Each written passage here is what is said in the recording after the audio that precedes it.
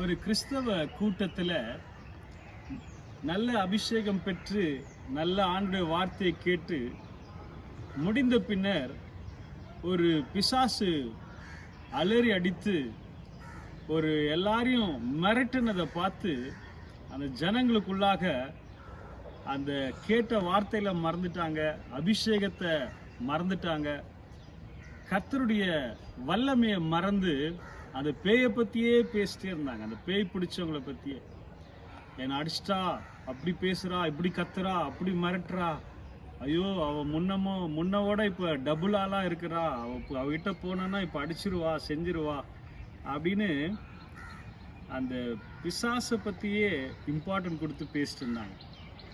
அருமையான தேவ பிள்ளைகளை, நீங்களும் நானும் தேவனை பற்றி, அவருடைய வல்லமையை பற்றி, மகத்துவத்தை பற்றி, அதிசயங்களை பற்றி, அவர் ஒருவரை தவிர பெரியவரை பற்றி, அவரை தவிர வேற எதுவுமே நம்ம பேசக்கூடாது என்று சொல்லி வேதம் நமக்கு சொல்லுகிறது. உதாரணத்துக்கு நம்ம கிறிஸ்தவர்கள் என்று சொல்லுகிறோம், நமக்கு எல்லாமே தெரியும். உலகத்தில் இருக்கவனிலும் உண்மையில் இருக்கிறவர் பெரியவர்னு சொல்லி தெரியும். ஆனால் ஒரு சின்ன பிரச்சனை வந்துட்டா அந்த பெரியவரை மறந்துடுவாங்க, சின்ன பிரச்சனை பெருசாக மாற்றிடுவாங்க. அதை பற்றியே யோசித்து, அதை பற்றியே பேசி மைனஸாகவே நான் ரொம்ப பலவீனமாக இருக்கிறேன், எனக்கு முடியல, நான் என்னால் ஜெயிக்க முடியாது, எனக்கு கொடுத்து வைக்கல, பாக்கியம் இல்லை, நான் மைனஸு, அப்படி இப்படின்னு சொல்லி. தாவீது கூட பாருங்க, எல்லா ஜனங்களும் பார்த்த விதம் வேற.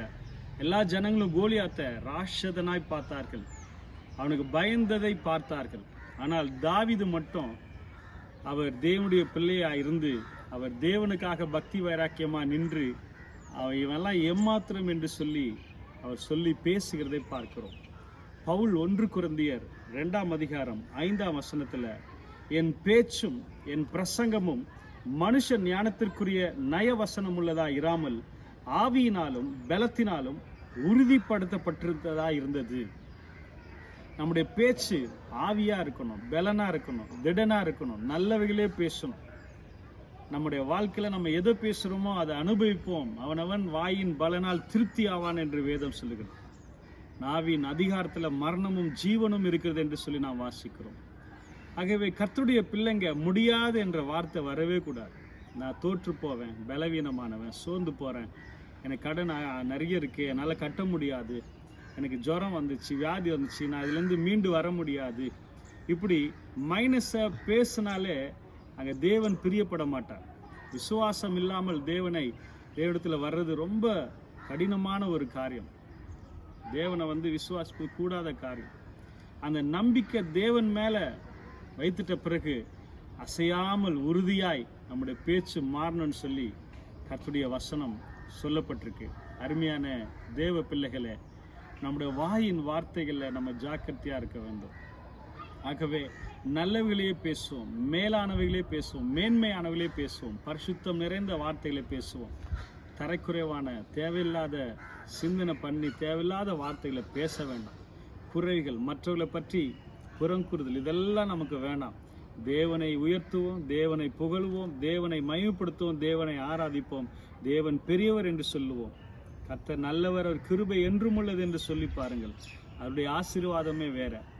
அருமையான தேவ பிள்ளைகளை, இந்த வார்த்தையின்படி ஆண்டவர் உங்களை ஆசீர்வதிப்பாராக. நல்ல தகப்பனே, நல்லவைகளை பேச எங்கள் நாவை அபிஷேகம் பண்ணும். ஏசையா நாவை தொட்டது போல எங்கள் நாவை தொட்டரலும். பரிசுத்தமானதை பேச, ஆவியில பேச, விசுவாசத்துல பேச, பலப்படுத்தப்பட்ட வார்த்தைகளை பேச, மற்றவர்களை உயிர்ப்பிக்கிற வார்த்தைகளை பேச, மற்றவர்களை ஆண்டவரே அடிமைப்படுத்துகிற வார்த்தைகள், மற்றவர்களை விசுவாசத்தை ஆண்டவரே குறைக்கிற வார்த்தைகள் எங்களுக்கு வேணாம். மற்றவர்களை உற்சாகப்படுத்துகிற வார்த்தைகள், பலனுள்ள வார்த்தைகள் எங்களுக்கு தாரும். மகிமைப்படும் பெரிய காரியங்களை செய்யும். ஆசீர்வதியும். இயேசுவின் நாமத்தில் ஜெபிக்கிறோம் பிதாவே, ஆமென். கர்த்தர் உங்களை ஆசீர்வதிப்பாராக. ஆமென்.